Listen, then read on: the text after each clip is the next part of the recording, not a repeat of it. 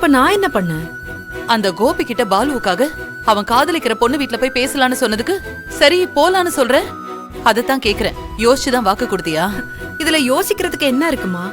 கோபி தன அண்ணியோட அண்ணன், பாலு அவங்க தம்பி. அவங்களுக்காக நம்ம அந்த பொண்ணு வீட்ல போய் பேசுறதுல என்ன தப்பு இருக்கு? என்ன புரியாம பேசிட்டு இருக்க கையல்? கோபி சொன்னதை கேட்டல்ல? பாலு காதலிக்கிற அந்த பொண்ணு வீட்ல அவளுக்கு வேற ஒரு இடத்துல கல்யாணம் ஏற்பாடு பண்ணிருக்காங்களாம். இந்த நேரத்துல போய் உங்க பொண்ண பாலுவுக்கு கொடுங்கன்னு கேட்டா அது எப்படி சரியா இருக்கும்? மா இதுல தப்புன்னு சொல்றதுக்கு எதுவுமே இல்லையேமா. பாலுவும் அந்த பொண்ணும் ஒருத்தர் காதலிக்கிறாங்க. ஒருத்தர் மேல ஒருத்தர் உயிரே வச்சிருக்காங்கன்னு சொல்றாருல்ல. காதலிக்கிற 2 பேர் ஒண்ணு சேர்ந்து வாழறதுதானேமா நியாயம்? கையில், நீ காதலிக்கிற 2 பேரை பத்தி மட்டும்தான் யோசிக்கிற. ஆனா அந்த பொண்ணோட குடும்பத்தை பத்தி யோசிக்கவே மாட்டேங்கிற.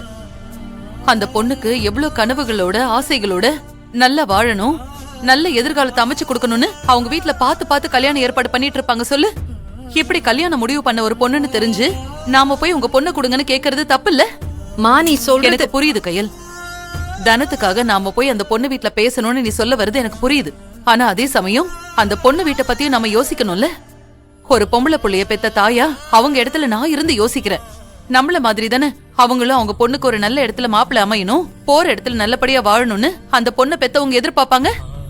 அந்த பொண்ணுக்கு உன்ன மாதிரி ஒரு அக்காவோ இல்ல மூர்த்தி அன்பு மாதிரி கூட பிறந்த அண்ணன் தம்பிங்க யாராவது இருந்து அவங்களும் உங்களை மாதிரியே அவங்க தங்கச்சிக்கு நடக்க போற கல்யாணம் எந்த தடங்களும் இல்லாம நல்லபடியா நடக்கணும்னு எவ்வளவு ஆசையோட கல்யாண ஏற்பாடையெல்லாம் பண்ணிட்டு இருப்பாங்க. இப்ப கடைசி நேரத்துல போய் அந்த பொண்ணு வேற ஒரு பையனை காதலிக்கிறா, இந்த கல்யாணம் நடக்க கூடாதுன்னு சொல்றது அவங்களுக்கு எவ்வளவு கஷ்டமா இருக்கும் யோசிச்சு பாரு.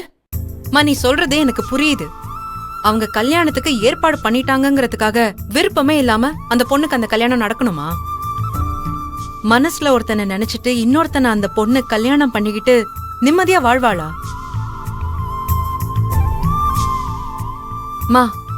அந்த பொண்ணு காதலிக்கிறது தெரியாம அந்த பொண்ணுக்கு அவங்க குடும்பத்துல இருக்கிறவங்க கல்யாணம் பண்ணி வச்சதுக்கு அப்புறமா அவ சந்தோஷமா வாழலன்னு தெரிஞ்சதுன்னா அவங்க கஷ்டப்பட மாட்டாங்களா?